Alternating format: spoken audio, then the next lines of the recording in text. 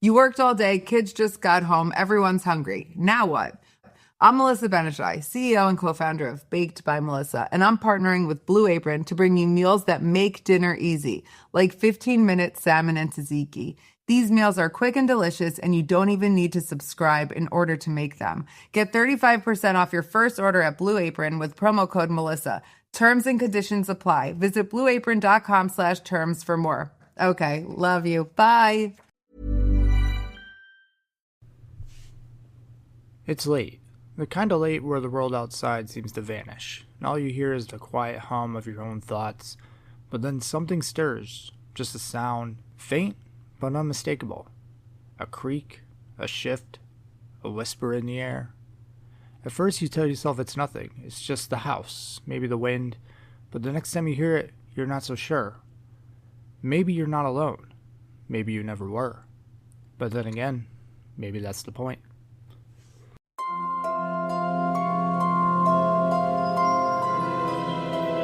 Welcome back to Paranormal Directive 13, your weekly paranormal podcast where each week we take a look in the deep, dark corners of the unknown and try to just make a little bit of sense out of everything.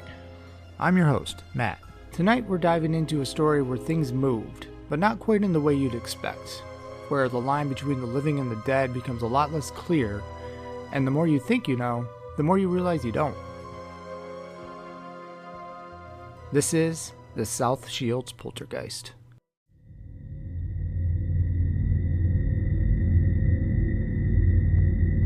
In the winter of 2005, an ordinary house became anything but for Mark, Mary Ann, and their young son, Robert. The disturbances began subtly enough. In December, Mary Ann was washing dishes when the shower upstairs just abruptly turned on and off. She initially thought that her husband, Mark, had come home early, but then she found that the bathroom was empty. And she later recalled it was just odd. The shower would turn itself on in the middle of the night. We'd hear these little bumps and knocks. We couldn't figure out where they were coming from. Mark, who was initially skeptical of everything, began to start questioning things on his own.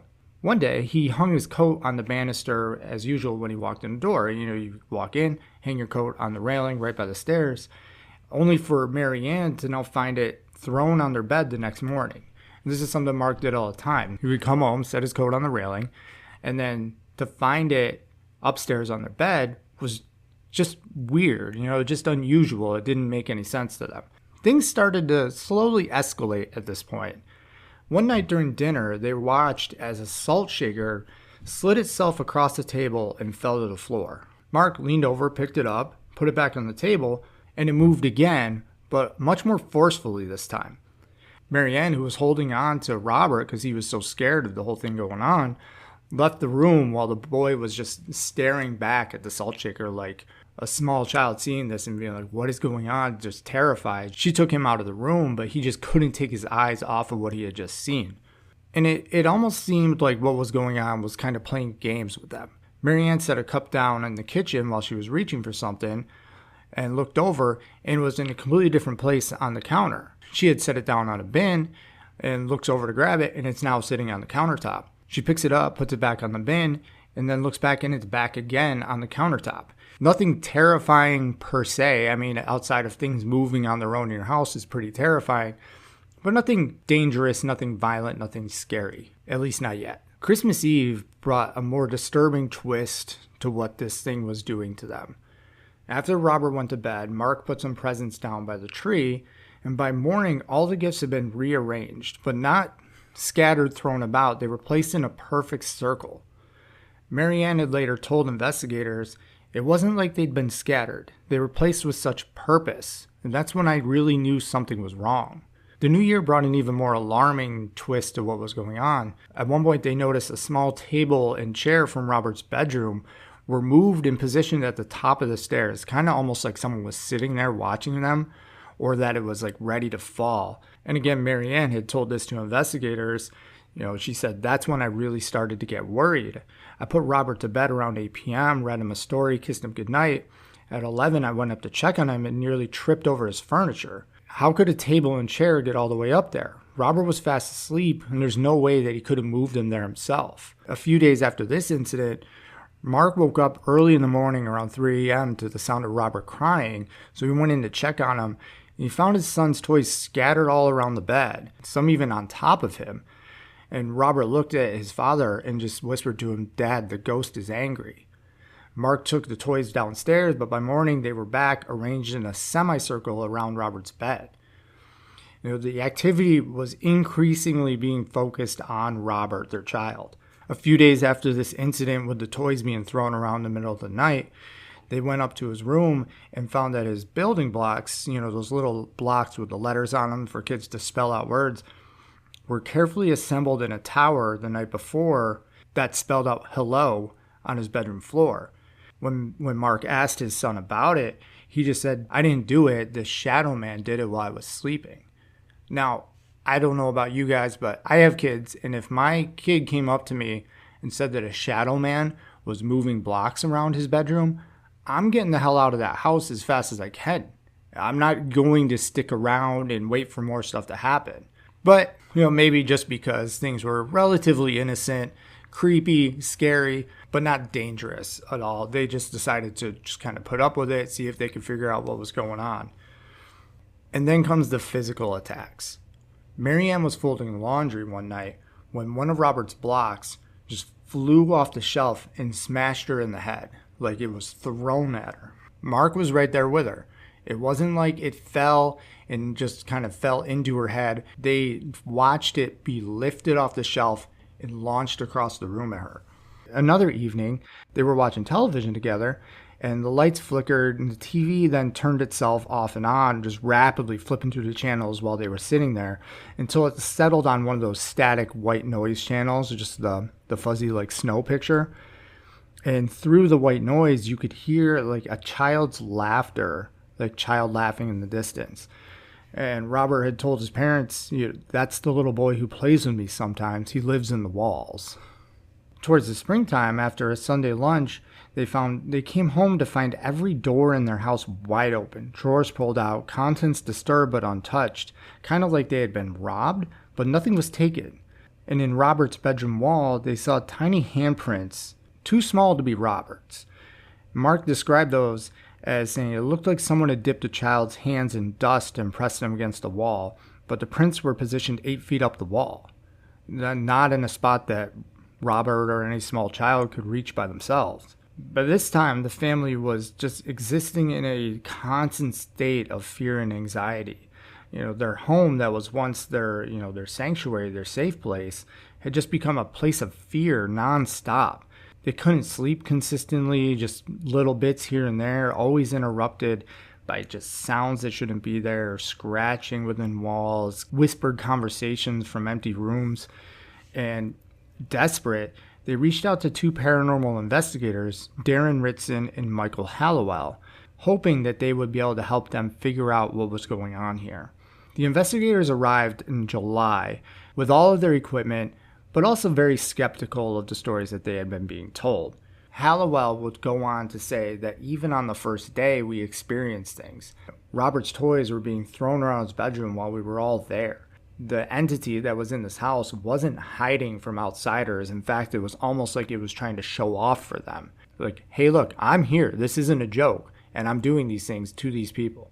And this is when the things again grew even more vicious and dangerous. One evening, Mark was standing in the upstairs hallway, and he felt the air thicken around him and become dense and oppressive, kind of like something's like smothering you. And he described it as being like watched by like something that hated him was sitting there watching him. And then seconds later, this large bed frame that they had leaning up against the wall just flew off against the wall and smashed into him, bruising his back.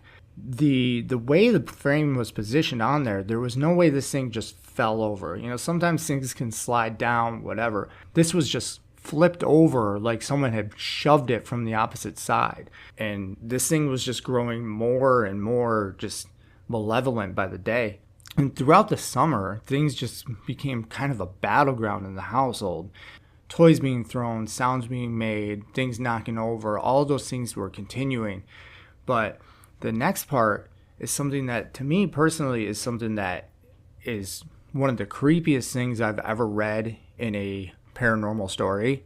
And it's really because I've never heard of something like this, where this entity started using modern technology to mess with these people. They woke up one night to find text messages on their phone saying things like, "You're going to die now, get out." But when they looked at these, they came from their own phone numbers to themselves. They weren't sent from an anonymous number. They weren't sent from something else. They were being sent to themselves, from themselves, while they were sleeping.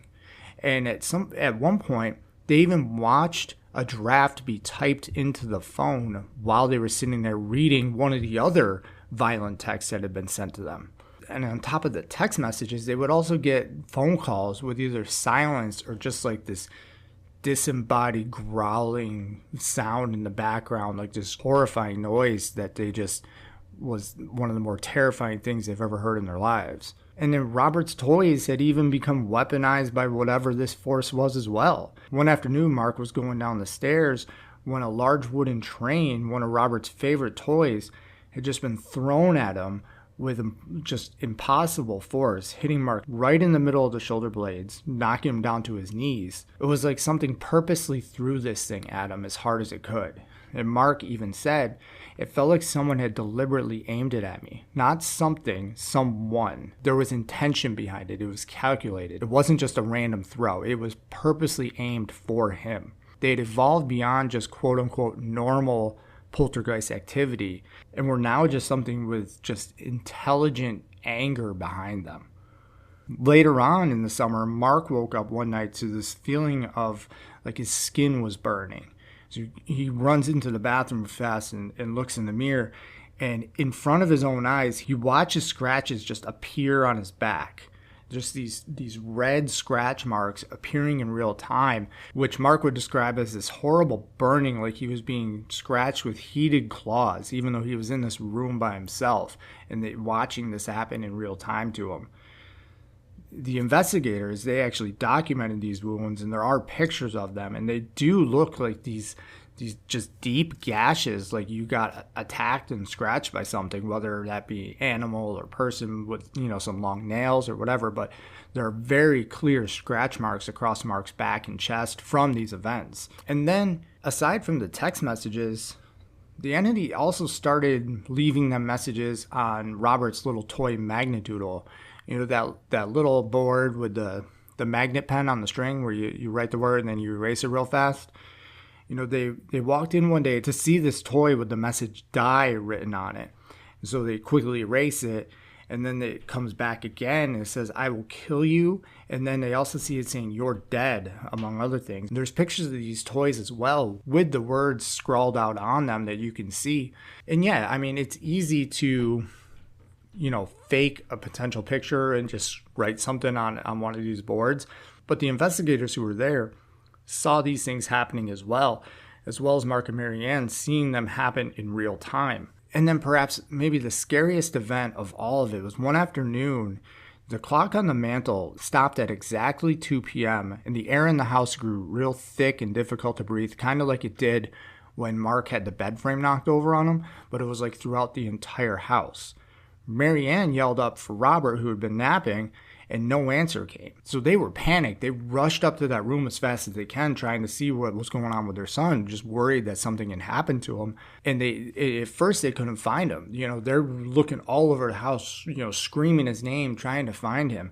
Eventually, when they found him, he was wrapped up in his blanket so tight, like his lips were turning blue. He was wrapped in this blanket so tight and couldn't move. And one of his plastic toy tables was actually placed on top of him. They got the table off him, they pulled him out, they unwrapped him, and he was just frozen still in terror, just eyes wide open. And he didn't speak for hours after this event.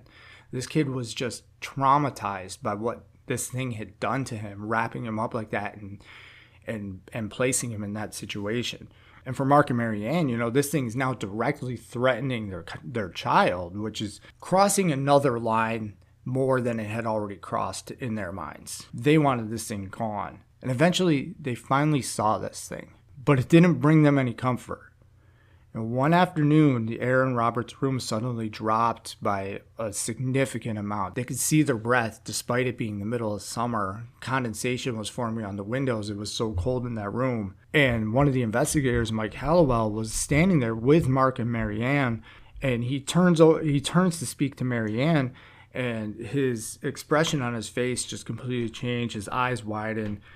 And Marianne said she felt it before she saw it, this evil presence in the room. They turned slowly to the hallway and saw what Hallowell would later describe in his clinical notes. Physically, the entity was anthropomorphic and jet black from head to foot. It looked as if it was wearing a black one-piece body stocking. On his notes, he writes, "It paused, looked at me, and then carried on walking into the main bedroom out of sight." The figure had no discernible facial features. It was just a black mass. But everyone in that room saw it stand there, turn and face them deliberately, almost like it was studying them, looking them up and down with this intelligence of what it was doing. And it was unmistakably predatory feeling. They felt like this thing was out to get them and wanted them dead.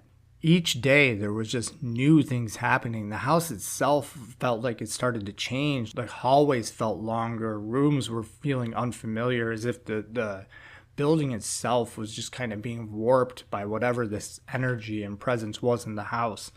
And then, as oddly as it all happened, in October 2006, it just stopped.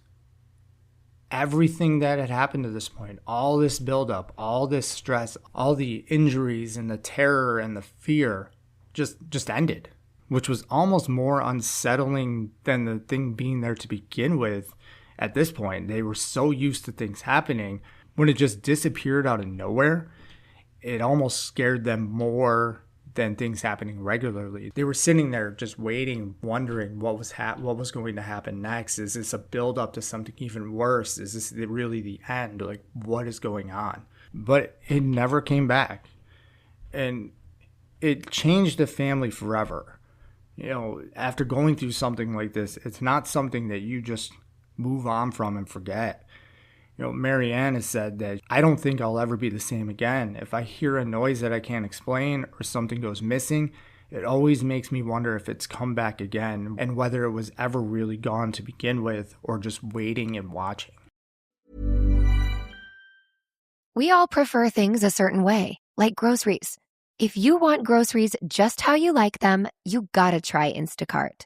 They have a new preference picker that lets you pick how ripe or unripe you want your bananas. Shoppers can see your preferences up front, helping guide their choices. Because when it comes to groceries, the details matter. Instacart. Get groceries just how you like. Eventually the family moved, but, leaving behind most of their possessions just because they held too many negative memories of what had happened to them in that house. They just wanted a fresh start. Away from the house, away with their stuff. They just wanted to start over.